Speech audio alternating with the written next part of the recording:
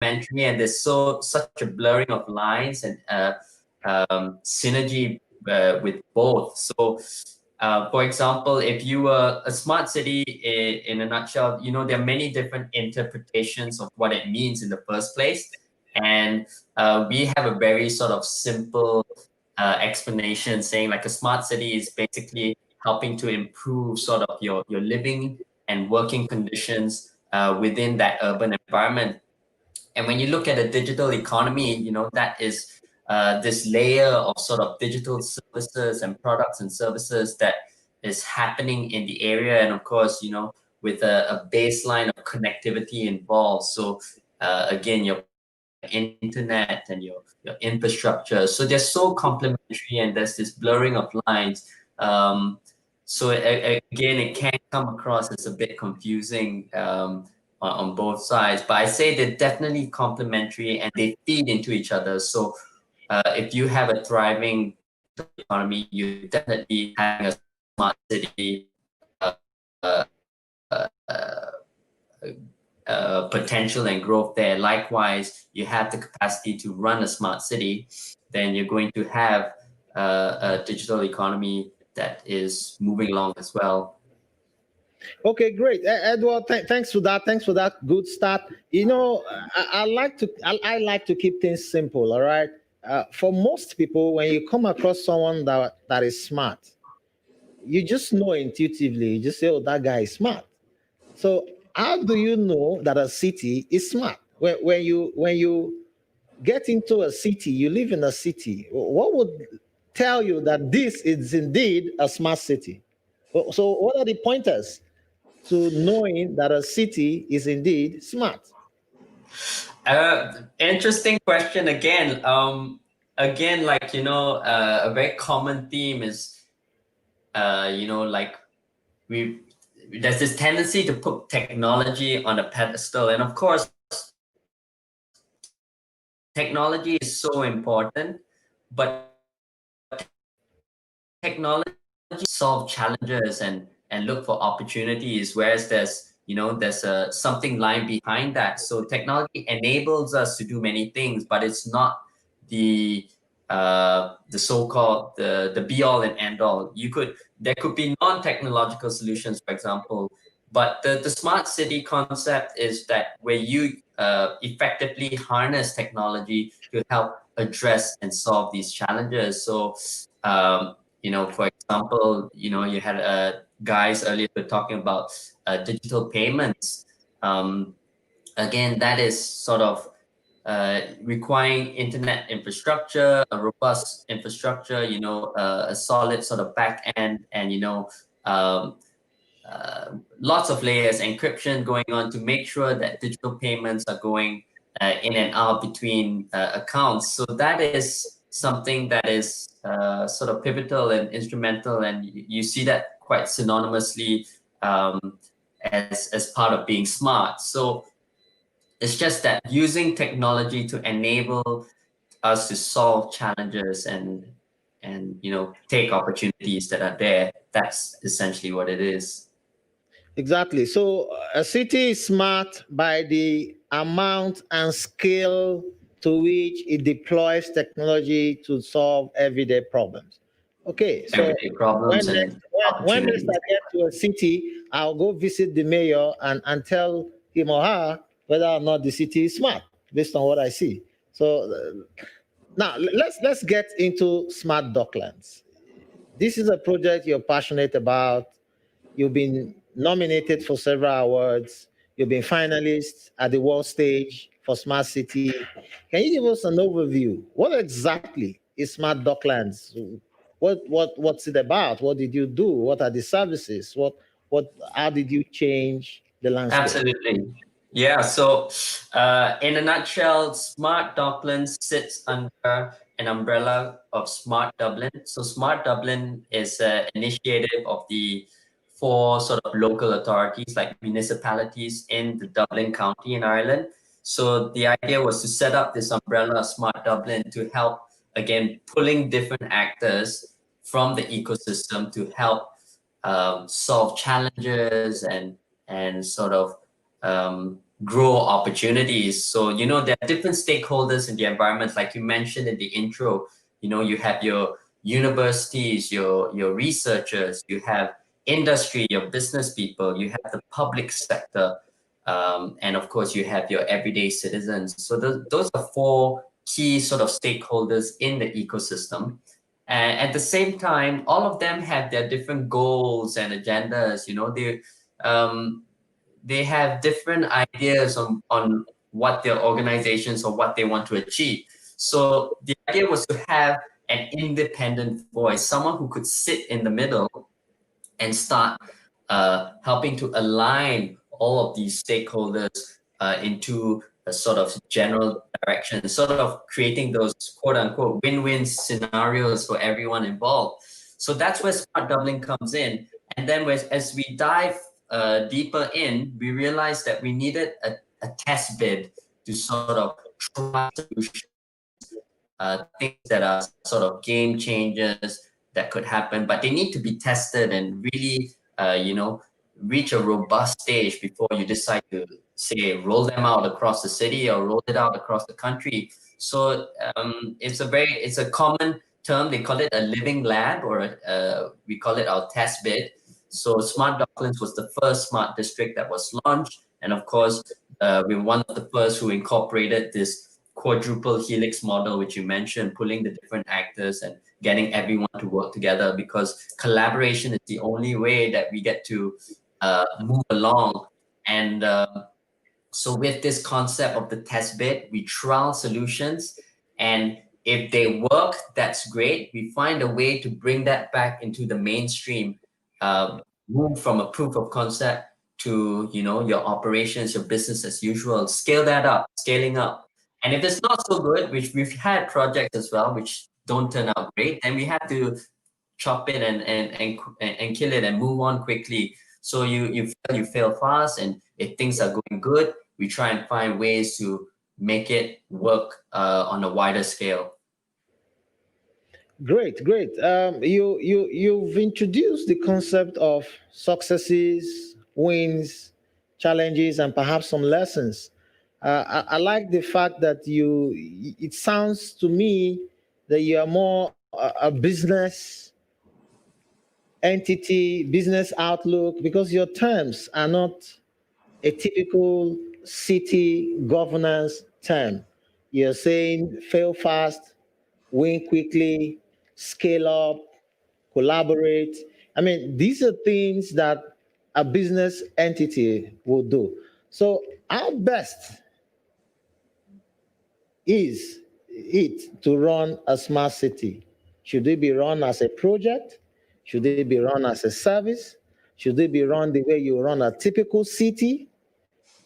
What is the best way to run a smart city? Because every city will have its own standard governance, usually backed by law or the constitution of that state or territory. So, how do you run a smart city within the framework you have defined? Absolutely, and that's a very pertinent question, and you see that quite clearly. Even in Dublin, you have its public sector, which is like public sectors around the world, probably in Abuja as well, where it's very traditional. You have there's no talk of fail fast. It's don't fail at all, because we need to get things straight, and things have to work. And let's not be risky. Things are supposed to function, and there's a different mentality there. So you have that in all public sectors around the world. Now, there's a concept called open innovation, where you have to sort of grab ideas externally. So the public sector traditionally has not been great at that, because it's quite insular. Again, I'm speaking in general terms, but it keeps within itself, and then it keeps within this bubble. Whereas, if you look at innovation and technology, it's always been about open networks. It's always about pulling different ideas, thinking laterally. Okay, you've seen this, pulling, connecting the dots. If you see like how a fast food chain, for example, and how they run their operations, and pulling ideas from that and putting it into your fintech startup, and connecting dots and things that you wouldn't have seen before. That is so, it comes naturally to the startup ecosystem and innovation space for technology.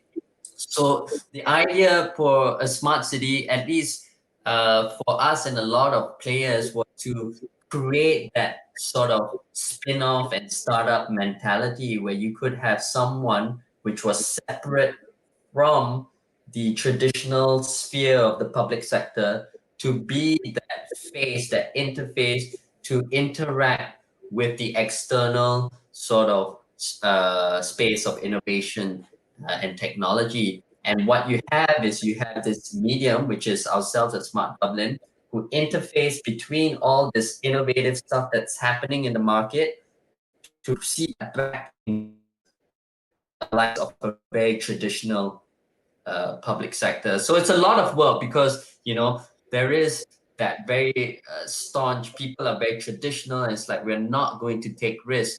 But if you have someone in that role, that autonomous role, like what we're talking about, to help feed that back in, we call it seed it back into the operations, then it becomes a very impactful way to run your smart cities and your improving your digital economies in general.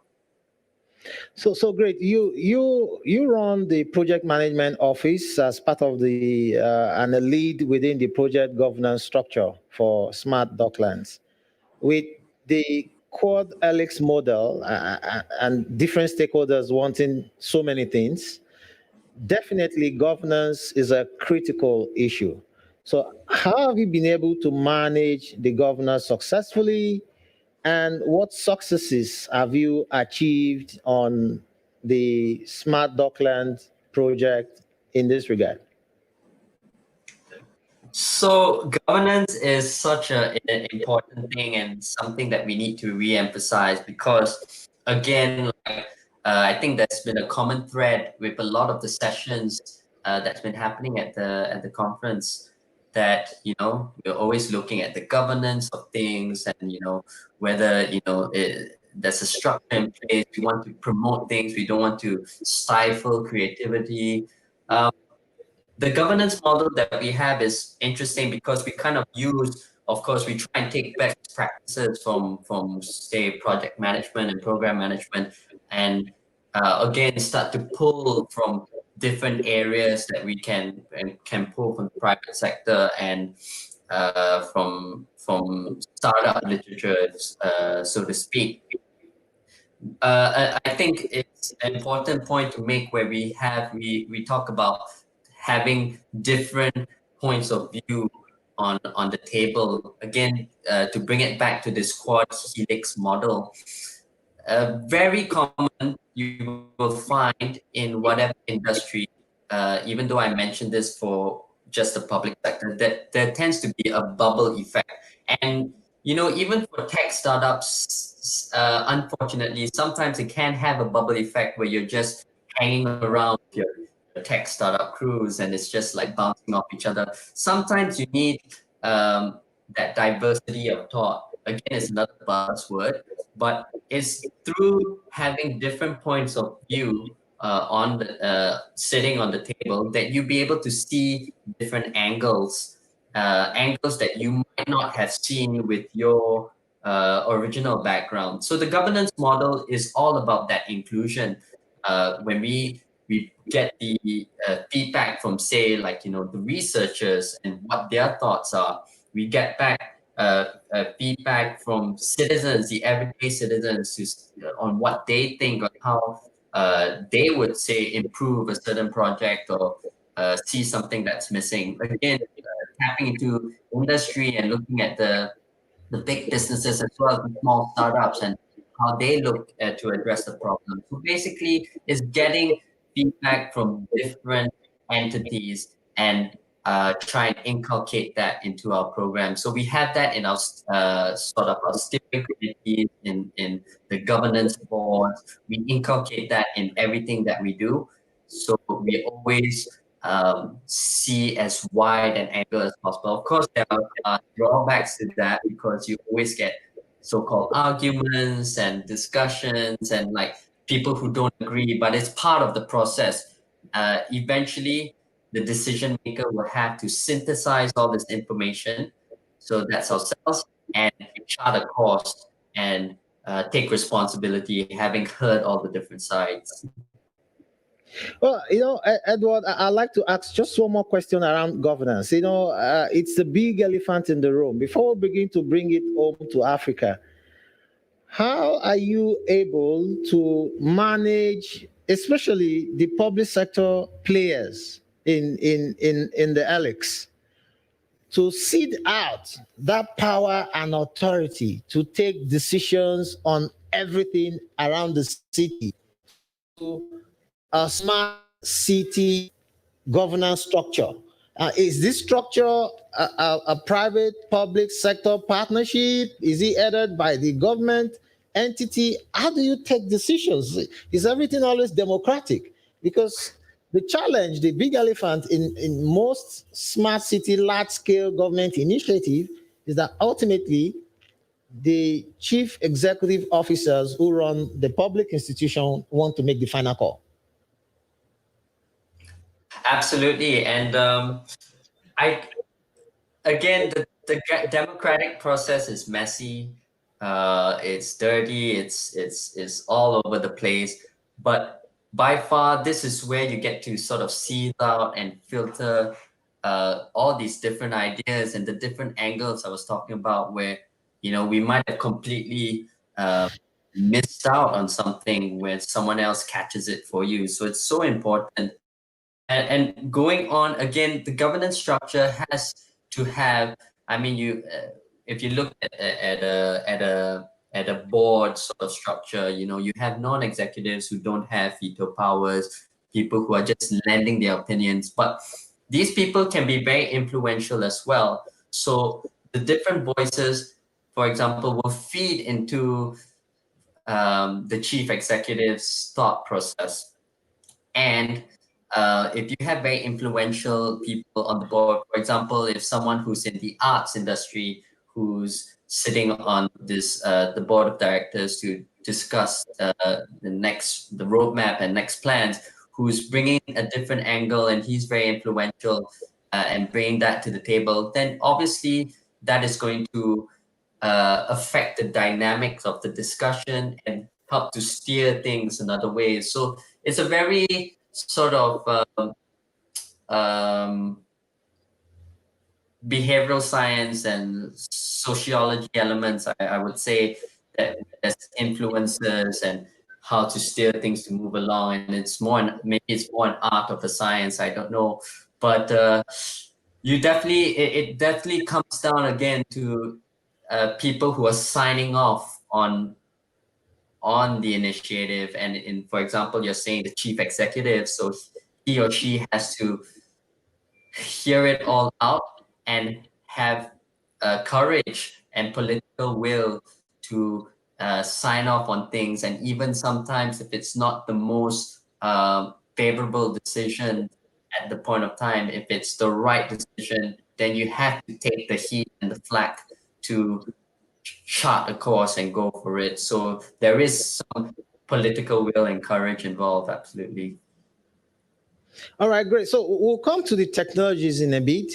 But before we go there, I'd like you to share some insight with us around the cost and the benefits.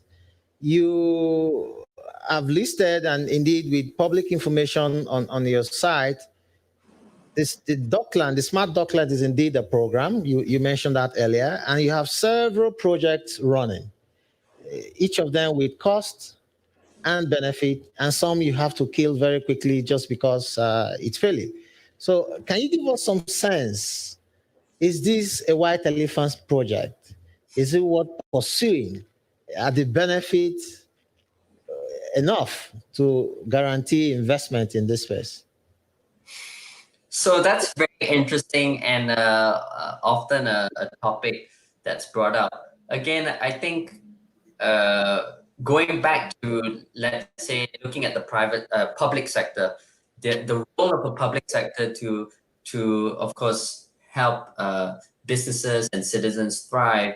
So even in the Docklands, which was a strategic sort of development zone, the history of that is very interesting. It was made with a sort of very pro-business policies for global services to attract companies to go there and settle. So it started with the finance companies, the banking industries, and then we had our first sort of major technology client who moved in, and that was Google. I think that was in 2002, 2003, 2004 to make it a headquarters there.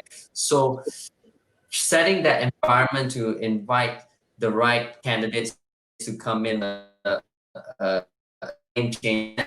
So once Google started to come in, then you had the Facebooks and everyone, and then it became a tech ecosystem that complemented the financial services that went on.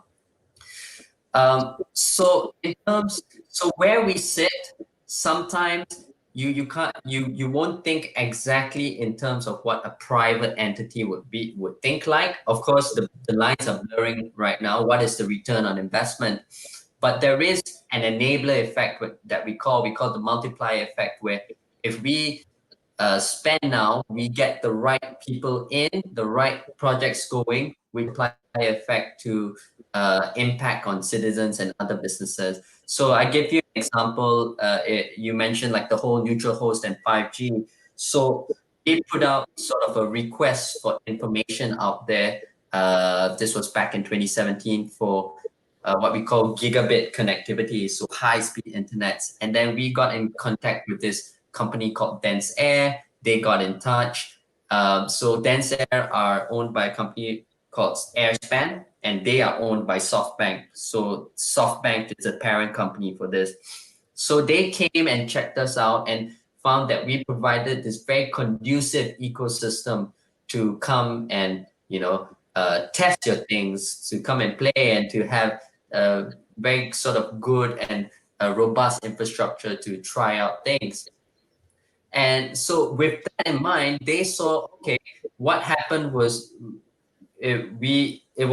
what started as a simple request for information became an investment from SoftBank, from DenseAir, into the Docklands at the tune of like 1.2 million euros. So that's about 1.4 million USD to set up this 5G neutral host network. And all of that was because of all the work prior to make it conducive and to promise that ecosystem to people.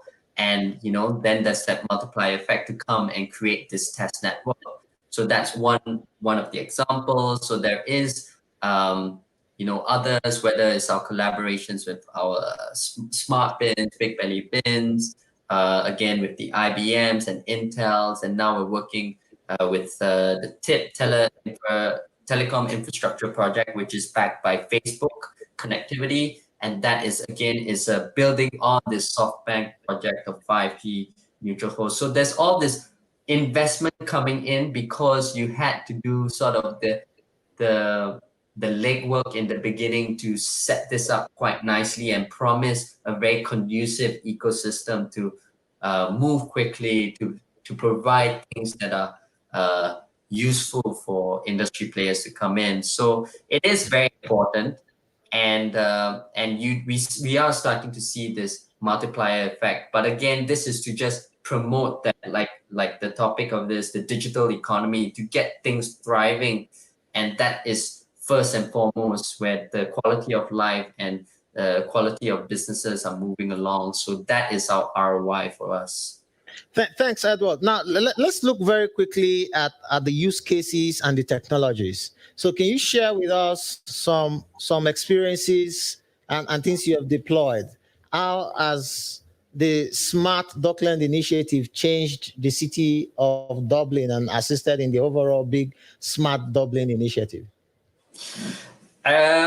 So we have sort of three main pillars in the Docklands program, which is, we call it connectivity as a baseline, use cases, and engagement.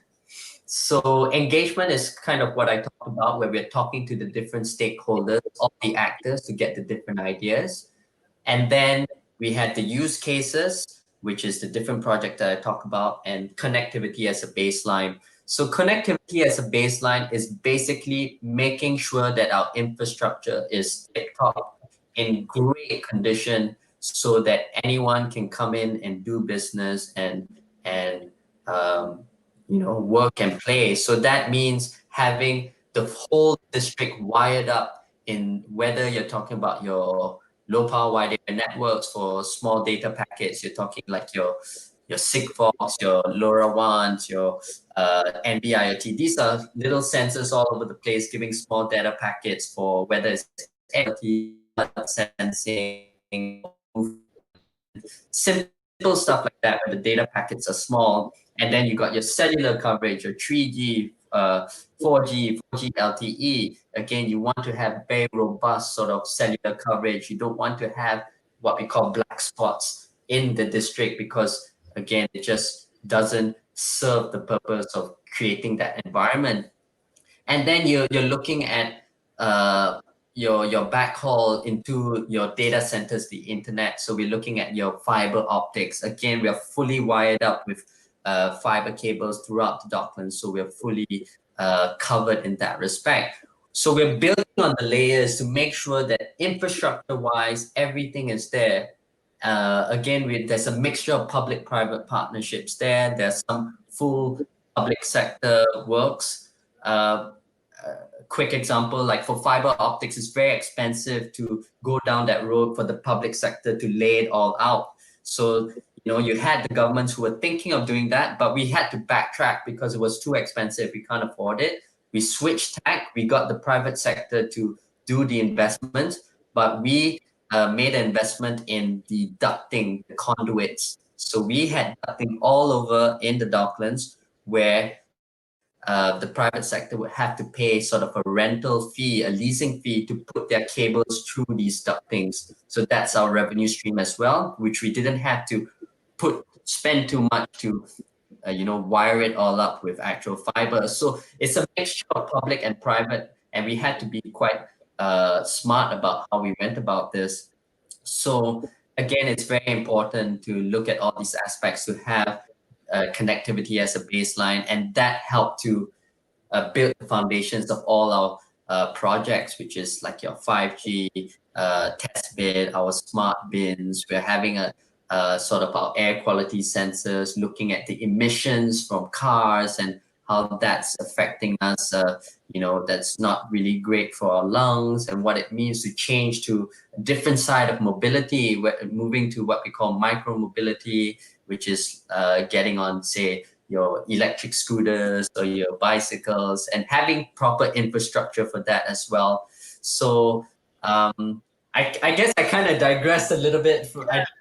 So Edward, let me ask this question real quick on the use cases. Is it safe to say that because of all the work you have done, that the impact, the global pandemic of COVID-19 did not significantly affect the Docklands? Because if you have all of this running, was the impact really bad? So if you're talking about our internet infrastructure, it held up really well. So if you're talking about companies who are based there, whether it's your HubSpot, Facebooks, your Airbnbs, your Googles, all the guys who are based in the Docklands, we had internet infrastructure that held up. So even if people had to work from home, it worked very well. But the flip side of the pandemic was that, of course, we probably found this all across the world, where there was a lack of that dynamic in your city centers, in the office. People were not going in to keep away and keep socially distanced. And that meant that your so-called your brick and mortar companies who serve the office workers there took a big hit. We're talking about people who serve lunch, food, people who ate, the office workers who drank coffee, other services, massages or groceries, everything that were there. There was a big tank and a big hit. And that was a big problem. I think it was a global conversation where we were thinking like, okay, all our frontline workers and people serving at the shops, they were the heroes in that sense, because for everyone who was in tech or other industries where we could rely on the internet connection, we didn't have to leave our house. So that is again for a certain category and class of people, and there was another group of people who still had to go out day to day and go face to face. So it made us realize that, and it means that we had to get a little bit more inclusive and think about those people as well. Thanks so much, Edward. Now let's bring it home. We need to bring it home to Africa. I'm sure you've been looking at the continent. Are there cities that you think can go on the smart city economic journey successfully? And are there cities you're looking at or studying where you are hoping to approach for an engagement or a collaboration?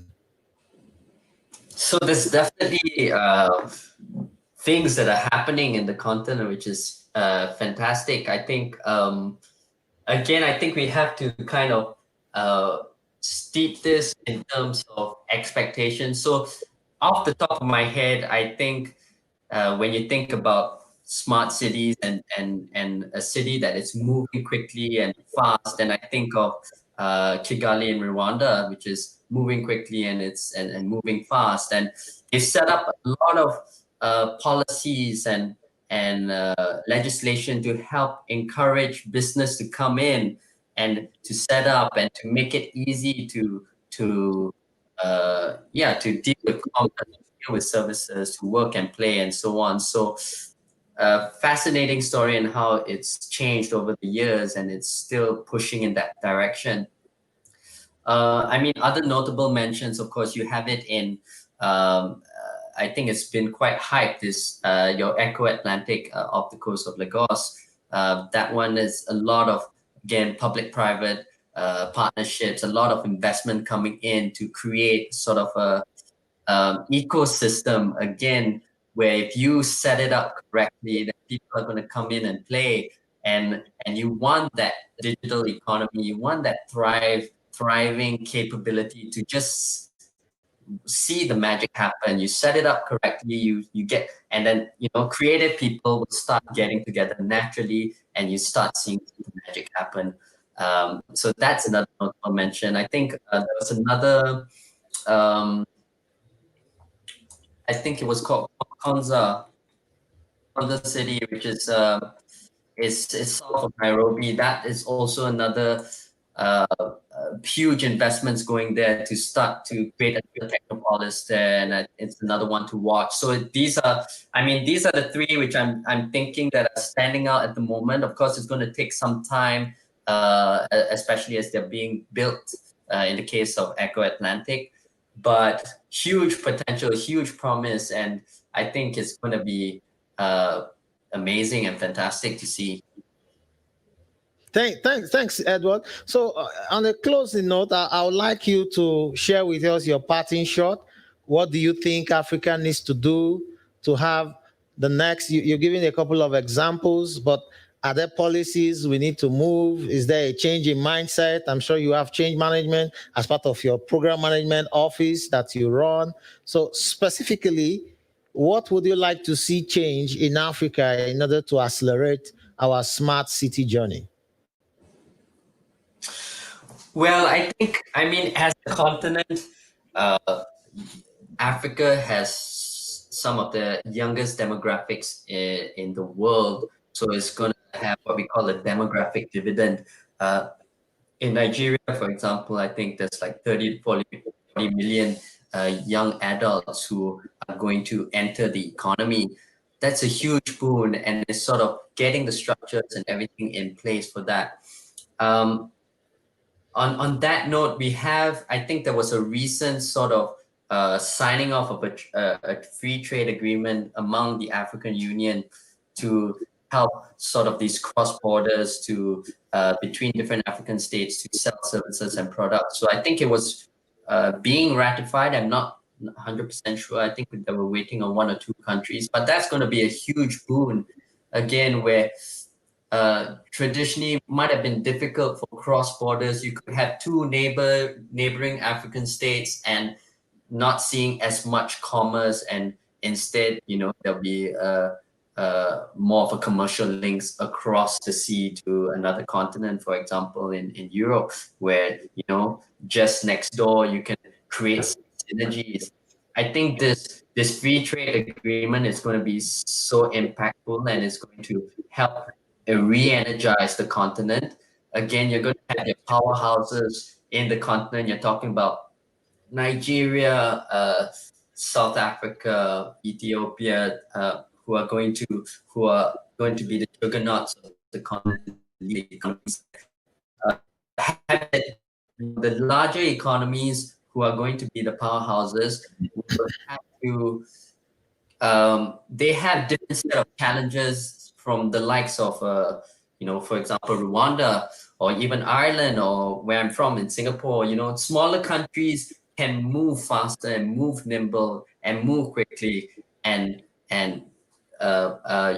set things in accordance to get the right investment quicker. Whereas larger companies will have to do larger countries, have to go through a bit more of a painstaking motion. So in Nigeria, for example, there's huge potential for consumption, but it's not going to be the same path for, say, Rwanda to completely just liberalize. You have to put some protections in place as well and take it step by step, but still make it conducive for businesses to come and play. So you have special economic zones already, and you have upcoming Eco-Atlantic. And so these steps are in play to slowly introduce the capital into the country and slowly level up the base sort of class of workers in terms of education and spending to empower your consumer market on a local level. So that is happening, and it's a different technique it's different program or strategy, so to speak, compared to the smaller countries which get to move a lot quicker. So I think it's on its way. We still have to think of ways to better harness foreign direct investment for different entities, from international companies who want to set up shop and take advantage to sell to consumers in Africa. So they need to be confident to come in. So I think there's some work that can be done there. But if you get the mix right and you have the right political will, then I think you're going to see exponential growth. Thanks, Emmanuel Edward. Political will was the last requirement you placed on Africa, and that's where we would like to leave it. Thank you so much, Program and Project Management Lead for the Smart Dublin project right there in the bigger Dublin initiative right there in Ireland. Thank you so much for your time. It's been a pleasure talking to you. We'll definitely get in touch with you and create an award-winning smart city right here in Africa. Ladies and gentlemen, thank you. Thank you. Thank you. So, ladies and gentlemen, thank you so much. We've come to the end of this fireside chat, looking at digital economy and the success of smart city, focus on the Smart Dublin initiative. Thank you so much. My name is Bosun Ayeni. As we close and move to the closing wrap up for Digital Africa, we are going to be having a quick video highlight of the session by Stephen Ibaraki, and then the closing ceremony by the chairman of Digital Africa, Dr. Evans Woherem.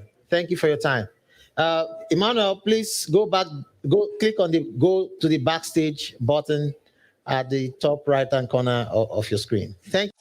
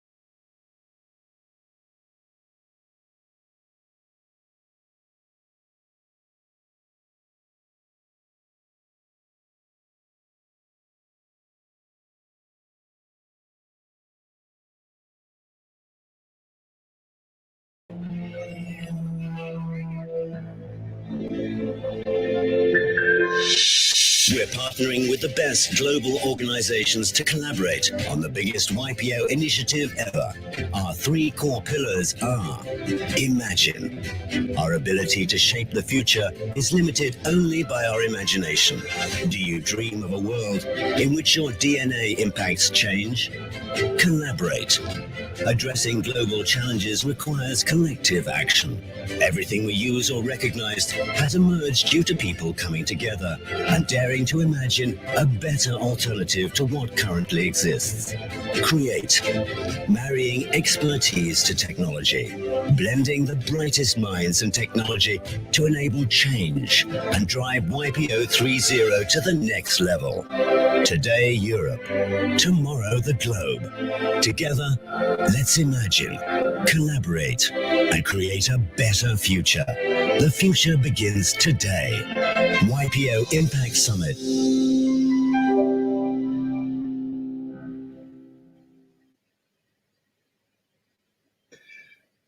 Now, you can find out more about the YPO European Impact Summit for 2020, which is in October of this year, by searching within any one of the browsers out there, like Google or Bing, for ITU, YPO, and EIS 20, and you'll get more information. And what these CEOs are trying to do, or members of YPO, is to address some of the biggest challenges and opportunities in the world.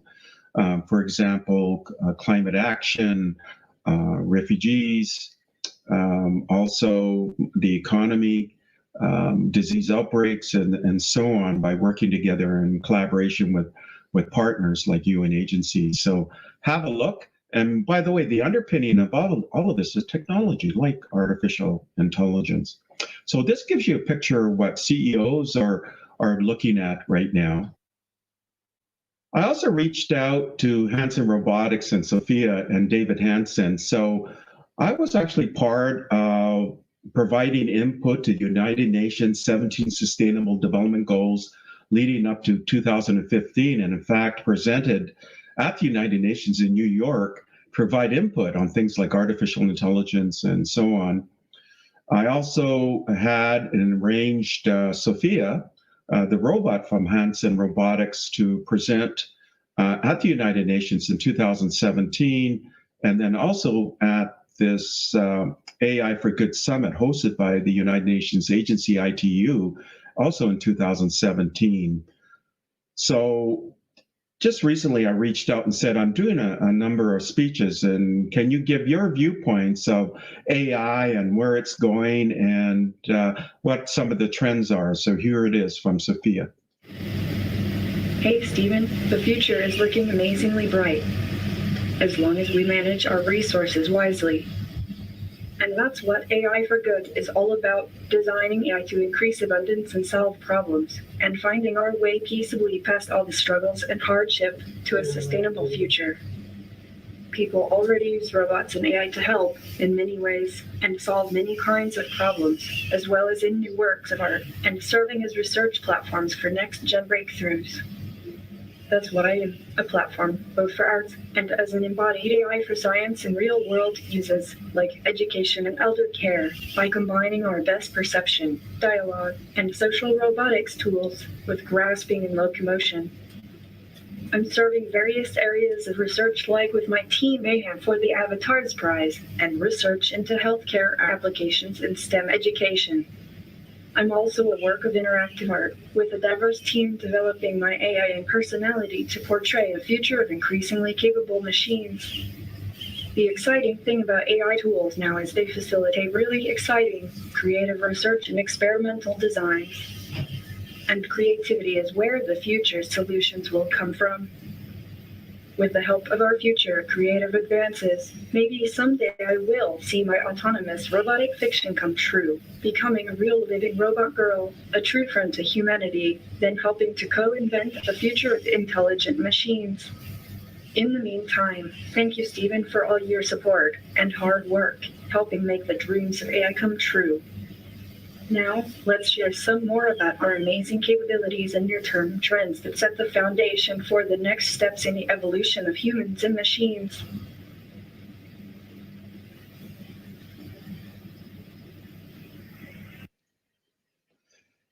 So what a way to begin, right?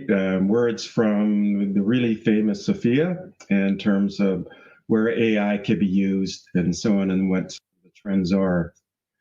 Now, I also reached out to Melissa Sassy, who is really involved with startups with IBM, if she could share some of her viewpoints on where things are going in the world in 2020 and beyond. So she talks about, because there's so much online content, to make sure you stay healthy and you take some time to personal time outside of work because of all of this online sort of interaction that's occurring. And some of the trends that you could see here, and I'll just highlight a few of them, things like the sharing of computing power and machine learning, artificial intelligence, big data, sort of building out. This increasing sort of focus on social good for the world, open source or freely available technology being even more widely used. Of course, because of everybody working at home or using technology, remote work increasing in terms of its impact worldwide. Digital really pervading all parts of our lives. Of course, there'll be increases in investments and startups to drive innovation, and the importance of digital skills, and she's a big part of that, driving that. And the sort of rethinking of global supply chains, and so that they don't break down in times of hardship. And even things like manufacturers and companies diversifying products and services and transitioning manufacturing resources when things change. I also reached out to Sid of Microsoft, if he could give some of his viewpoints of what the world's going to be like this year and following. So he talks about the importance of humanities in business, some of the changes in consumer habits changing because increasingly ordering things online, for example, digital transformation accelerating for companies, institutions, and schools. This idea of social quotient, the social interaction by being virtualized, because it's online. And something really really interesting happening this year where there's been changes in regulations, for example, in healthcare, so that there could be this rapid deployment in areas like vaccines or therapeutics, virtual healthcare and telemedicine being built out. And he's made some predictions in healthcare, and you can find them in his blog. So just search for health trends for Siddhartha Chakravarthy of Microsoft. Now, we live in an interesting time where you really need to keep track on trends, because we had something called the Fourth Industrial Revolution, which came up from the World Economic Forum in 2016. Last year, this became Society 5.0 from Japan, and which means there's this really compression on where innovation happens. So you have to keep track on trends. And one of the tools I recommend you try is something called Event Registry. So I'll give a demonstration of how it works. Now here I'm searching on something really relevant, which is COVID, and comes with 32 million articles, and it can give you a list of relevant topics associated with COVID. It can also give you a tag cloud of topics associated with it, and even give you a timeline. And you notice what happens, this timeline is really tracking the intensity of news in this area. And you notice it's sort of tracking a little bit lower now. You can also get authors and news sources. You can get sentiment analysis from very positive, what percentage of the articles are, to neutral, to very negative. You can also get a real-time concept graph of concepts as they appear in real time and how they are related to each other. You can get concept trends over a period of time, and you can get lots of details on these concept trends over a period of time. You can also get article categories, in other words, sort of what percentage were in the arts or sciences and business, and you can drill into any one of these topic areas and get a lot more detail. Now, you can also get breaking events as they're happening in real time around the world. And the larger the bubble, the more importance that particular item is. And then you can scan around the world as these events are appearing. And just by drilling into any one of these bubbles, you can get to the individual article. Now, this is just a very small fraction of what it's capable of. I'm probably showing about 2% of its capabilities. Now, because we're increasingly, everybody's online, like there's over 50% increase in internet usage, for example, you need to be aware of what's real and what's not. This is a free application called Fake or Fact. Just search for it. You can type in any URL. And when you type in that URL, it'll give you, that article or whatever contents it's fine. Is it journalism? Is it Wikipedia? Is it sensational? Is it opinion or satire, agenda driven? And it'll even pinpoint parts of the content of why it thinks it's so. So it's a great tool to have. And as I mentioned, it's free, freely available.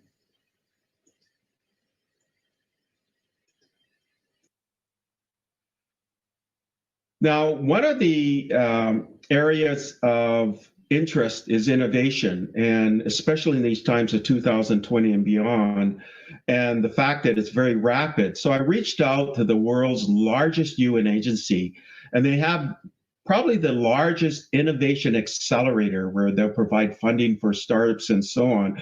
It's the World Food Program. And keep in mind, they have the largest logistics program in the world as well. They're about a $8 to $12 billion a year annual budget agency with 92 aircraft, about 20 ships, 5,000 trucks, 18,000 employees. Now, the head of their innovation accelerator is Bernard. So he's going to tell you a little bit about their innovation accelerator. Stephen, we're making great progress at the World Food Program. I'll provide some amazing examples of innovation work. My name is Bernard Kovac, the head of the WFP Innovation Accelerator, and we identify, support, and scale innovations to disrupt hunger and also other SDGs. First example is Building Blocks, where we use blockchain technology for e-wallets. So refugees, already 300,000 of them in Jordan and Bangladesh, can go into stores and purchase food with blockchain. Another example is Hunger Map Live, where we use artificial intelligence for predictive analysis for global hunger monitoring. Or another example would be H2Grow, where we use hydroponic technology so that people can grow their own food in their own households, or for instance, school gardens, so they can provide for themselves, even in the middle of the desert, people that have not been able to do this before and have been dependent on food assistance. And this is just the start. We believe that we can look for other innovations that will help us disrupt global hunger.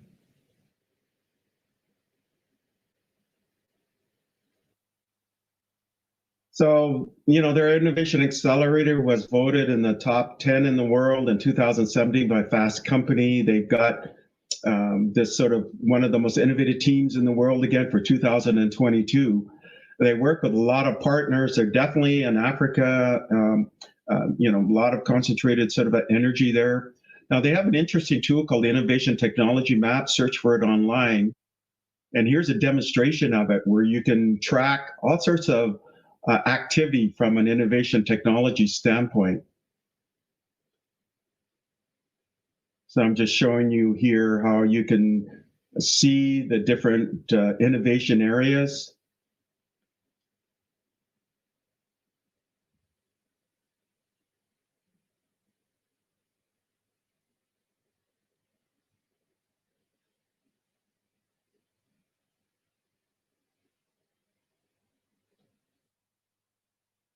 Now, to get into the Innovation Accelerator, they take applications. They're looking for frontier innovation. Here's an example of 5,400 applications of innovation sourcing. They create boot camps where they'll help to accelerate those innovators around the world. They'll put some of them into special accelerated programs and even help them to scale up. And they work with a variety of partners. For example, you can see one of them, the Bill and Melinda Gates Foundation. So what I did is, this is one of the startups that was just recently profiled in a pitch camp where they sort of pitched going through this program and what they're working on. and this is on predictive analytics. Hi, my name is Sangeeta Jubanputra, and I'm the team lead for Predictive Analytics Consortium. I have been working in international health for the last 30 years and have actually been involved in planning and implementation of health campaigns, both at the district and national levels. And I've wondered many times whether these health campaigns are effective. And many times I do know that they are an intervention that is useful, but many times this intervention is being used as a blunt tool. With my conversations with Rwanda, we identified several issues that are actually impacting health campaigns. And these include the first and the foremost is really data management. Most of the systems are manual, and many countries do not have the skill power for data analytics who are willing to work in the public sector.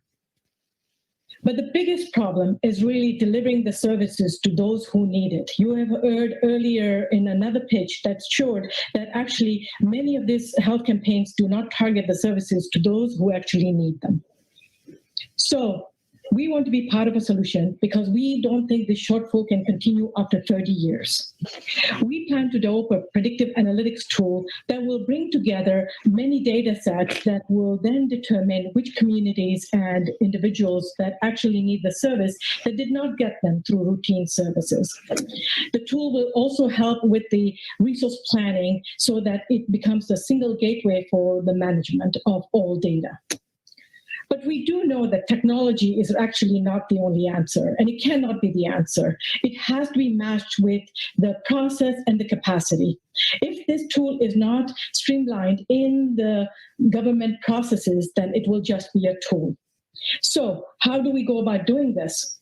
We have put together a strong team of in-country experts, technology experts, and academic institutions so that we can bring together both the process and the gap. But we also have another obligation. We need to build capacity in country. And so we plan to work with the university students in building this tool, specifically in helping us with the data mining and the data collection of the tool. So I encourage you to have a look at the World Food Program and their Innovation Accelerator. Definitely worth drilling in deeper, and if you've got innovative ideas, maybe work with them and so on. So again, have a look. Now let me talk about the game changers 2020 and post the planet reset that's happening this year. For example, there's going to be things like new kinds of photonic or light-based chips using photons, which maybe get 1,000 times performance increase. It very much works with artificial intelligence. You have using quantum cryptography to secure communications. What's particularly important, though, is AI transparency. That is the ability to understand what artificial intelligence is doing. And I'll profile a company that's in this list here. And this is by CB Insights, by the way. CB Insights is, in my opinion, the top company in the world of predicting where investments are going to be made and predicting what the top game changers are. But you'll see in this list here things like CRISPR, genetic editing technology, AI being used, and protein prediction, and so on. So here are some of the areas. And again, I recommend you have a look, CB Insights. And here are some of the companies associated in these areas. And you'll notice I've highlighted Darwin AI. And the reason is because they're forecasted to be one of the leading companies going forward. And I reached out to them to get their direct point of view. And you'll see that later in my presentation. Now, the World Economic Forum in 2018 in the fall came out with a survey across 12 industries. I recommend you have a look. It's in the Future of Jobs report. It's an excellent survey. Here are the 12 industries they surveyed. And it's a great benchmark where they got these industries to predict where they were going to apply technology, sort of what percentage by 2022. So again, I recommend you have a look at the original report from the World Economic Forum. Now, what I've done is I've taken their different technology categories and did my own forecast of where I see it going. So, for example, financial services is about $134 trillion industry. Healthcare is about $8.7 trillion. And this is where I see technology going, using the same sort of technology buckets they're using, but where I see it going. And the reason is I'm seeing an increase in these kinds of adoptions because of what happened with COVID around the world and this acceleration of the use of technology. So you see big data in the 90 percentile plus, machine learning, artificial intelligence in the high 80s. You see things like augmented reality and virtual reality in the 70s, even quantum computing being trialed in the high 40s. The use of robotics, nearly 50% or over just around 50%, 3D printing escalating and so on. So really a compression and even a further acceleration adoption of digital transformation. Now I'm going to give you a demonstration on the augmented reality or virtual reality side. This is sometimes called extended reality, which will be a $200 billion industry in a few years. And this is a technology company called Resonate. Now they have the ability to scan any particular environment and then create a digital twin or equivalent of that environment.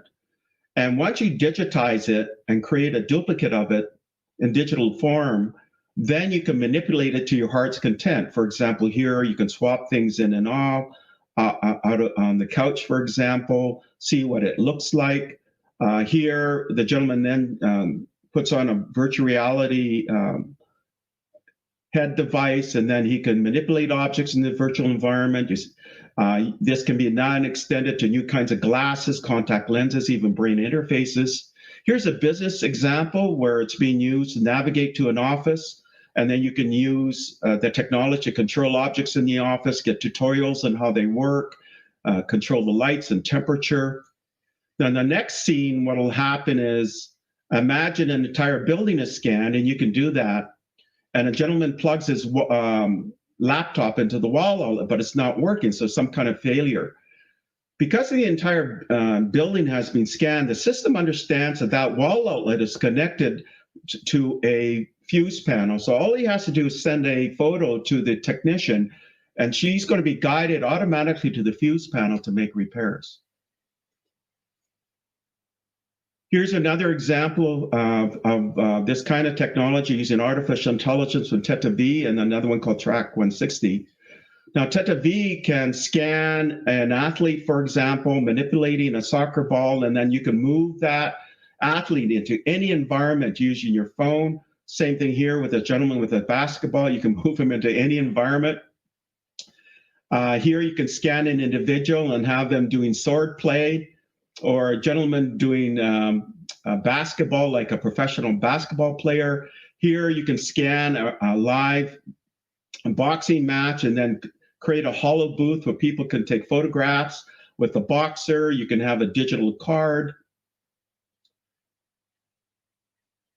And with Track 160, you can monitor players on a soccer field, analyze their play, also get all sorts of analytics of how they're performing on the soccer field. You can get this information in a laptop or on your phone in real time. You can predict injuries before they happen. This can also be applied to amateur sports to improve the ability of people to do amateur sports.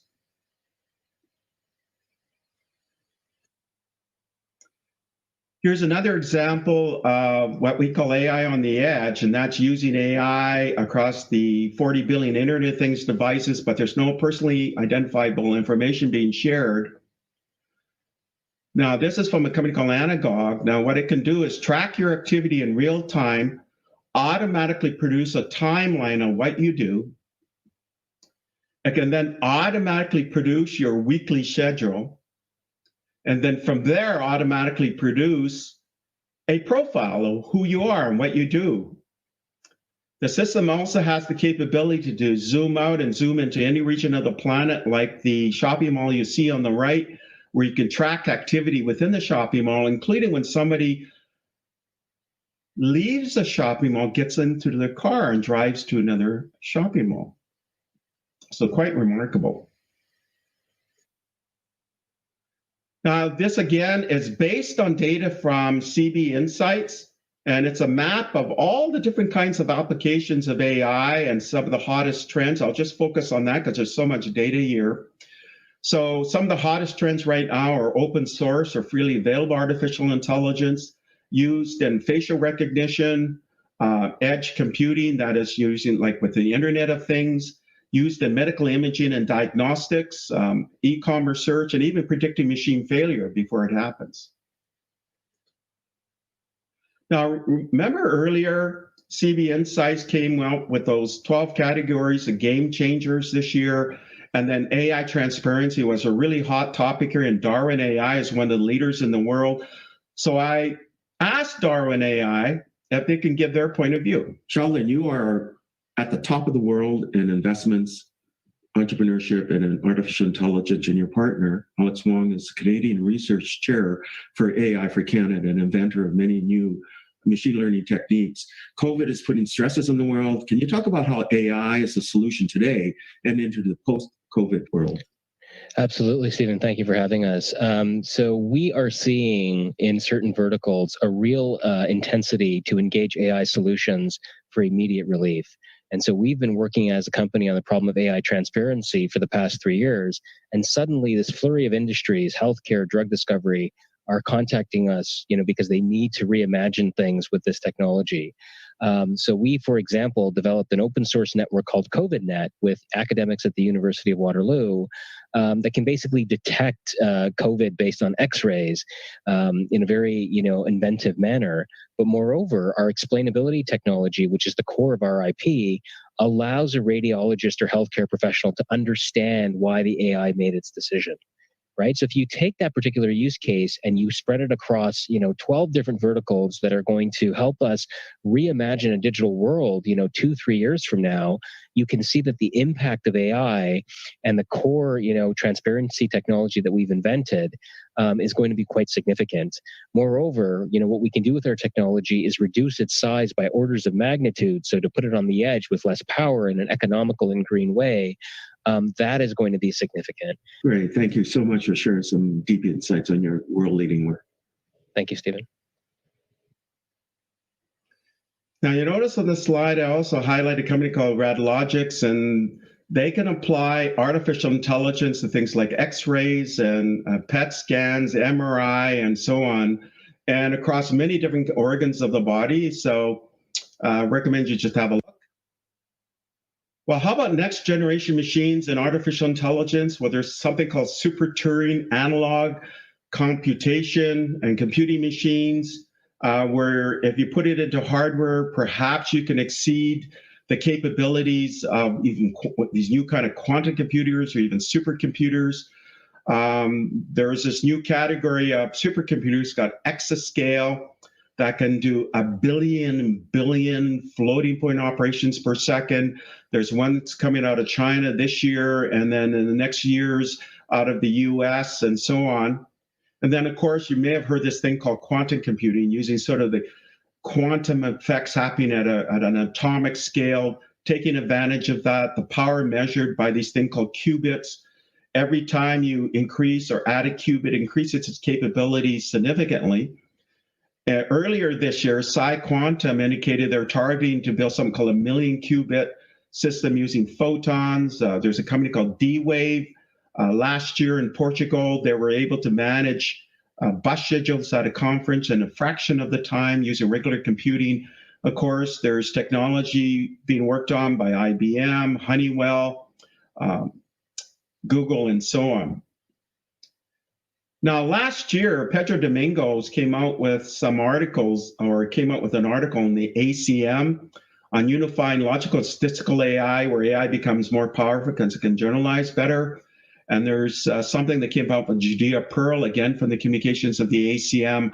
Recommend you have a look where he talks about 7 tools of causal inference. There's also a new kind of computing chip coming out. You can get massive speed ups and much lower energy consumption, perhaps up to 1,000 times benefit, where you are able to integrate memory through tens of thousands, perhaps even millions of connections to the brains or CPU, and it's sort of fabricated into one chip, and you get this great performance increase. And it's been optimized right now for AI, and there's quite a bit of work being done in this area. Now, a real use case of where all of these technologies are coming together and something that was predicted to happen in 10 years is now happening now is because of the pandemic. For example, patient treatment using artificial intelligence and cloud computing, 5G technology for telemedicine, frontline protection using robots disinfection robots or delivery robots, medical supplies being managed, again, using artificial intelligence and big data, including in vaccine development, and managing risk through case tracking modeling, again, using artificial intelligence, big data, making sure people are aware of what's happening through the internet, protecting people, again, through AI, and so on. Well, that completes my presentation. So we talked about what are some of the major trends in the world today. We talked about real practical areas where you can get involved, such as with the Acceleration Innovation Accelerator from the World Food Program. And maybe you can be a member of that accelerator. We talked about how it could be applied, how the technology trends are going to be compressed, like, for example, in telemedicine or artificial intelligence, combined with augmented reality, virtual reality, and more. Well, really what I'm now asking for is a call for global cooperation, working together to help solve humanity's granted challenges and implement new opportunities, because we're in a historical inflection point. Which has never happened in the world today, where the next few years will determine really the future of the planet, the future of your families and of your businesses, and more.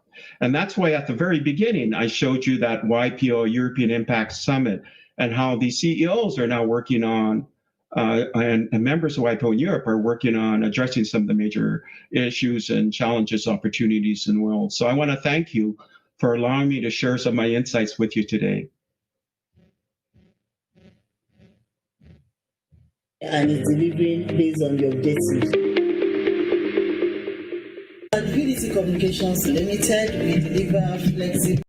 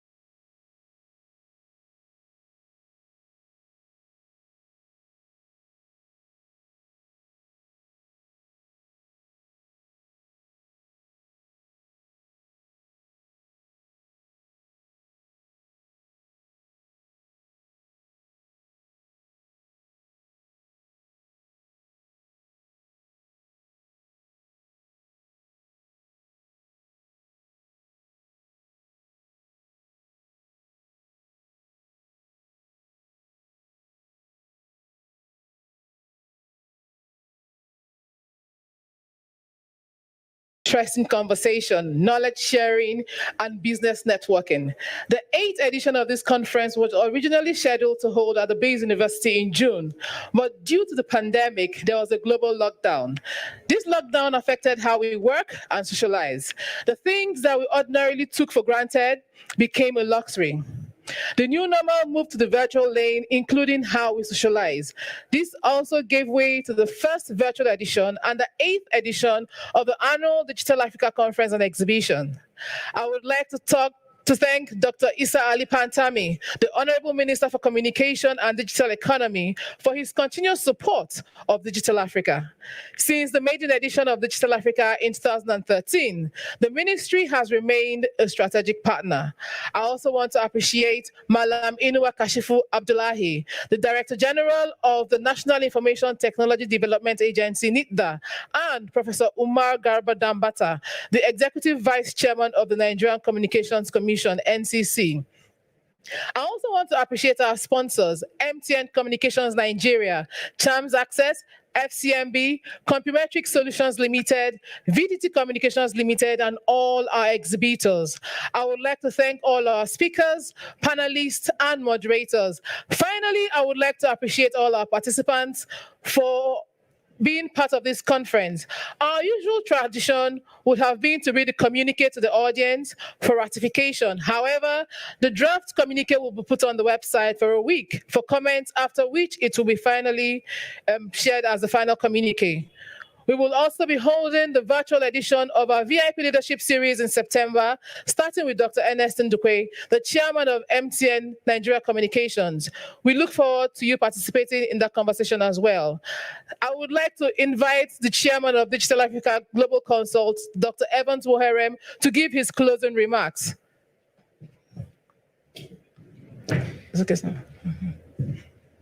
Should I? Yeah. Well, as they say, all is well that ends well. Once again, ladies and gentlemen, I thank you all for being part of Digital Africa 2020. We now look forward to Digital Africa 2021, and you're all invited to the event, which I promise will be a more exciting digital show. Next.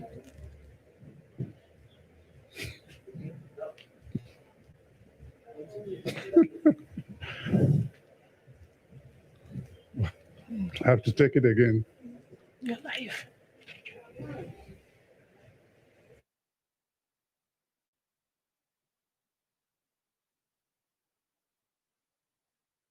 During the presentations, well, this being our first digital-only outing, it was expected.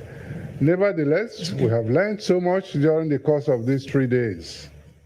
I thank the many participants who called or sent me messages congratulating us on this successful outing and encourage us to do more online. We are now like a brain or a mind that is stretched. We cannot relax or relapse to how we were. We'll remain true to our digital name by making sure that we continue to do many things digitally, including our conferences, our exhibitions, workshops, courses, and as we intend to, even university-level courses through some collaborations with some existing universities or other institutions of the world. I thank many of you for sharing in our visions of transforming Africa through digital development. The development of the world is going at a breathtaking speed. We are now being told that within the next 20 years, the world will witness more development than had been the case in the last 4,000 years. The developments are being driven by much of what is now being done to usher in what is called Society 5.0 and Industry 4.0, or by the Fourth Industrial Revolution. All these are driven by the exponential technologies of today, namely drones, artificial intelligence, machine learning, big data, augmented and virtual reality, what so many now call extended reality. Africa must be part of all this by taking the issue of technological development very, very seriously. We must see this as very urgent and so treat it with a sense of urgency. devoid of politics. The people must demand that this must be the case. We must take the issue of development very seriously in Africa at the national and at the AU levels. The AU's Agenda 63 must be used as an additional pathway to quickening the adoption of technology in Africa and bridging the gap between Africa and the rest of the world. With the right sense of urgency, we should do more of execution than just planning in Africa. Citizens must ensure they extract this promise from the politicians and other actors in our development ecosystem. Our children should start being immersed in technology.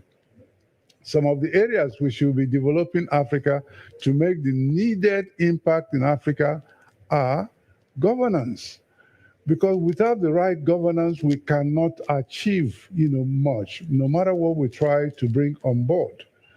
Then in terms of some discrete technologies, big data is so important for us to master in Africa, because with it, we can make sure we have reliable organic data.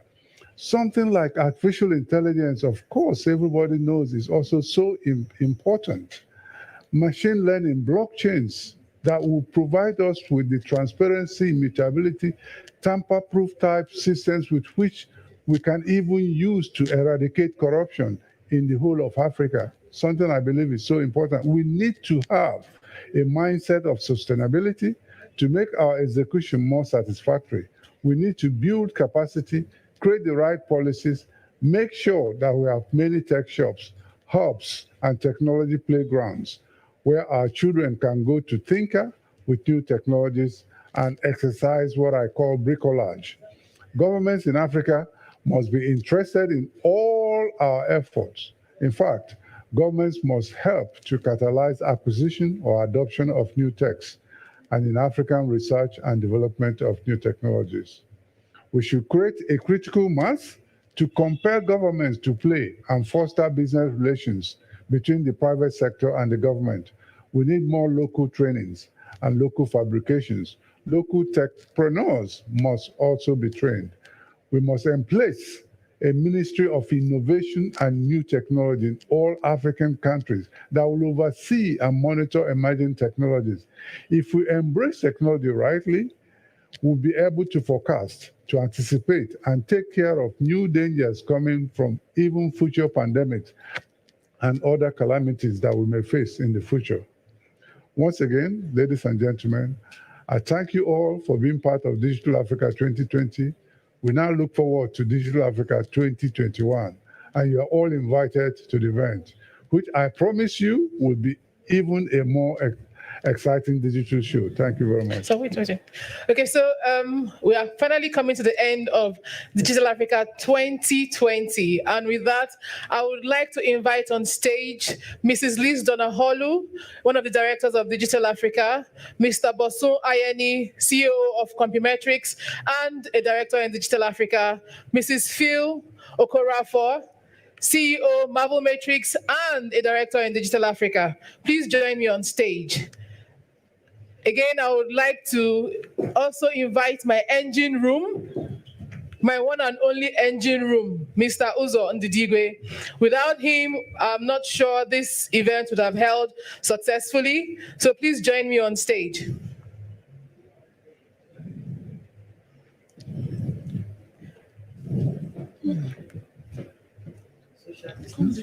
Social distance. Uzo, 2 men. Your mask. So in our usual tradition of ending our conference by singing the second stanza of the national anthem, I crave your indulgence to bear with my voice as we sing the second stanza.